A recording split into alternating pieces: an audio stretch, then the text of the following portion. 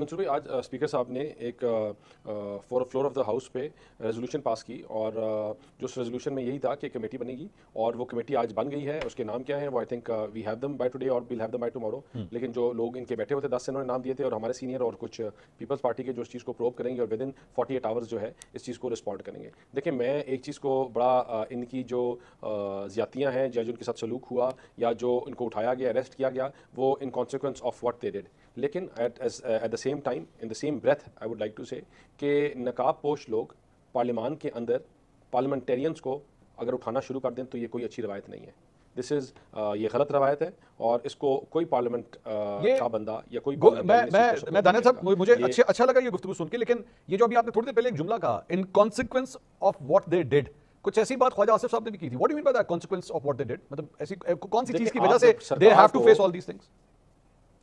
देखिए, आप सरकार को धमकियां दो, अच्छा, आप सरकार को गालियां दो, ठीक है, आप एक सिटिंग चीफ मिनिस्टर को कहो कि हम बारात लेके आएंगे, ठीक है, आपको इनको तो मतलब ये इनको कोई माँ बहन बेटी की इज्जत का नहीं है, इनको किसी और की इज्जत का नहीं है, ठीक है, अपनी इज्जत का तो छोड़ दें। ये इनकी हरकतें, इनकी बातें, कभी किसको चैलेंज करते हैं, कभी किसको कहते हैं, कभी क्या करते हैं, कि ये तो रवायतें जो ये रखते हैं और ये रख रहे हैं, ये तो आज तक नहीं देखी। और मुझे तो, मैं अगर if I had the authority तो इनको बिल्कुल उठा के इनको इसी तरह बंद करना चाहिए था जिन्होंने गालियां और बुरी जुबान इस्तेमाल की। लेकिन एट द सेम टाइम जो गलत है, दानियल साहब, आपने ये जो कहा कि जी इन्होंने सरकार को गालियां दी और मां बहन के हवाले से जो कुछ भी कहा, उसका हल ये है कि एक्चुअली पाकिस्तान तहरीक इंसाफ के 8-10 लीडरों के खिलाफ जो है वो एफआईआर काट दी जाए, उनके ऊपर ये इल्जाम लगा दिया जाए इन्होंने पुलिस वालों पर तशद्दुद किया और इसने पुलिस वालों को धक्का दिया।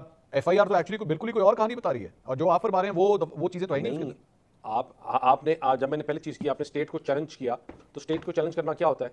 नहीं, इसी तरह तो उन्होंने चैलेंज किया। This was the first way. मैं दानियल साहब, मेरा कहने का मकसद, मैं आपके साथ अगर बैठा हूं सर, मैं आपके साथ आर्गुमेंट कर रहा हूं, फॉर एग्जांपल मैं और आप आर्गुमेंट कर रहे हैं, मैं आपके हवाले से कोई बदतमीजी करता हूं या मैं इखलाक से गिरी हुई कोई गुफ्तगू करता हूं, तो आप मेरे ऊपर ग्रेनेड रखने का एफआईआर कटा देंगे और उसके बाद आप ये कहेंगे कि क्योंकि तुमने गालियां दी, क्योंकि तुमने बुरी ज़बान इस्तेमाल की, तो तुम्हारे ऊपर ग्रेनेड रखने का एफआईआर कटनी चाहिए।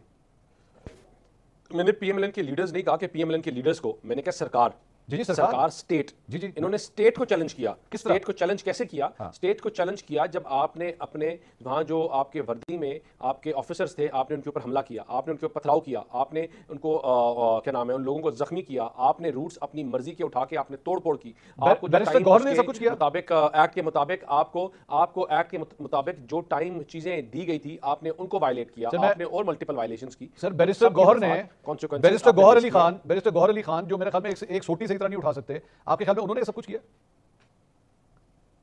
देखें, जब ये हरकतें और चीजें हुई, जो पार्टी का प्रेसिडेंट है उनको इवन दो आज वो हटा दिया गया, सारा चीजें कॉश कर दी गई, लेकिन जो इवेंट करा रहे थे, जो इवेंट में इन्वॉल्व थे, जो सब ऑर्गेनाइज कर रहे थे और सारों लोगों को ला रहे थे, they are equally responsible for any damage, any act whatsoever जो सरकार को नुकसान पहुंचाए या सरकार को थ्रेटन करे, उसमें उनकी इक्वल इन्वॉल्वमेंट थी।